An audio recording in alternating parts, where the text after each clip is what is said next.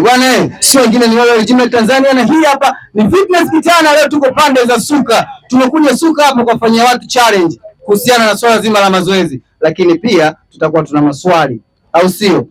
Tutakuwa tuna challenge ya kuinua weight hapa. Endapo mtu atashinda, basi tutampatia mtonyo, lakini pia atakayefanya vizuri tutampatia na t-shirt, na atakayefanya vizuri zaidi tutampa ofa ya gym. Yani atakuja gym yeye na miguu yake, atapewa usimamizi na atatengenezwa vile anavyotaka kuwa. Si wengine ni Gymnast Tanzania, na hii ni Fitness Kitana, na leo tuko pande za Suka. Sasa mimi naenda kukupa challenge, uko tayari? Niko tayari. Jina lako unaitwa nani?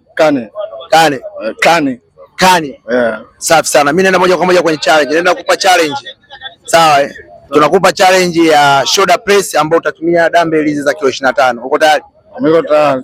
Sawa, karibu sana. Angalia anachokifanya. Kwa hiyo atoa demonstration ile then unafanya.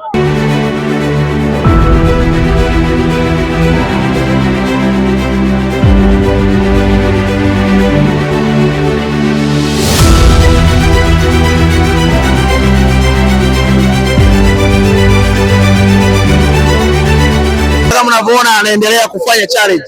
Yes, karibu sana.